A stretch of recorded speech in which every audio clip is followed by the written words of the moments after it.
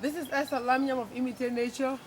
I'm in the Wainam, the thick forest in the village, and I've just discovered something exciting. My guides here are telling me this is marijuana, and the villagers are cultivating it. Why are they cultivating it? The old parents are cultivating it, but they don't smoke it. The reason they're doing this is because there are medicinal benefits for it, and they are shipped to other countries. So when they plant this, they get more money for this than for corn.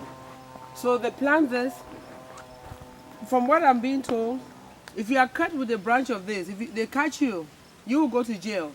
But if they are caught with a trollload of this, you don't go to jail because they know you are transporting it. There are so many things that are made out of this, even hair products.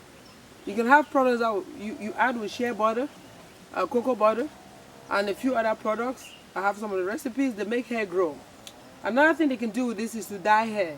You see some women that have orange hair, yellow hair. It's made from this. You can use it as a natural product to dye hair. Another thing they use to do this with is to also dye clothing. You can do so many. I'm sure there are many more medicinal benefits for this plant, but it's grown now as a crop, as a cash crop, not as a smoking thing. The parents will not even allow their parents to smoke, their children to smoke, and the children are all gone anyway. But the old parents are finding that they can get more money from this than from corn and beans. So I'm really amazed and excited to find this here, So this is in someplace in Africa, in the deep forest, in the deep village.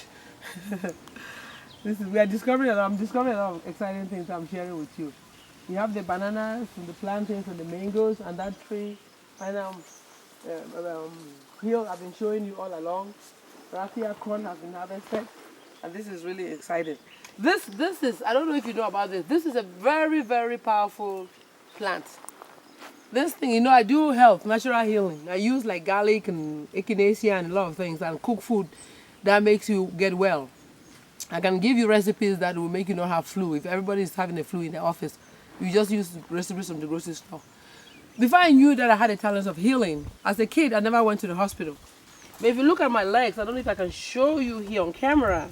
You can see these are things I had as a child growing up in Africa. But I never went to the hospital because I had this plant. This is amazing, I'm finding this plant. It's amazing how my spirit recognized it right away. I was showing you something else and this came up. And I used to do this. I'll scrub it, I'll mash it up when I got hurt in the playground. And there was spit on it. Even as a child, my spirit knew that there was saliva. And saliva contains enzymes. I didn't know that. So I would put it on my wounds. And my parents, I never went to the hospital as a child, ever. So when I had a wound, I would do that and put it on the wound. And come home, and my parents would not know anything happened to me.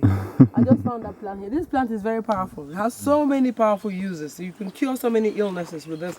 But it's a weed, but I don't know what the botanical name is. So I'm glad I found it again. I just reconnected with it. I just kind of like went, oh, I know you. I think it kind of maybe signaled me that, you remember me? I used to heal you. Thank you. Esther Lamnyam. Go to my website, estherlamnyam.com. Esther of Imitate Nature. What I do, I teach you how to use the tools in nature to create a very fulfilling life. See, God is very amazing. He knew we were going to forget. If you read my book, Love Under the Kola Nut Tree, what City Moms didn't tell you about creating fulfilling relationships, which is really a self-help book. But I had to balance spirituality and the physical, which is what we are as human beings. We are both spiritual beings and physical people. So to create anything, you need to be able to pull in the physical and the spiritual. As above, so below. Look at the butterflies coming to say hi to me. So in that book, you find a lot of tools. So here I am picking tools in nature. This is that I showed you called suso.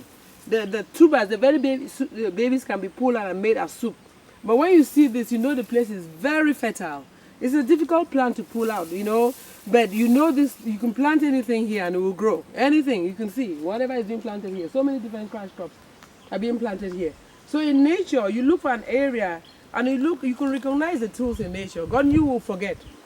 So in Love Under the Kola Nut Tree, I give you tools, triangles, circles, leaves, green. You need a lot of love. If you see, you see a lot of green in nature. It's love, the heart chakra. You need a lot of love to neutralize, to anesthetize, to heal, to transmute. That's why the Lord said, love your neighbor as yourself. Love your neighbor. If you can love your neighbor, you can love yourself, but as yourself, which means you love yourself first. So if you can learn that tool of love, you can dissolve so many things. Thank you. This is Esther Lamnyam. Go to estherlamnyam.com, my website, and learn the tools of nature that can change your life. Imitate nature. Thank you.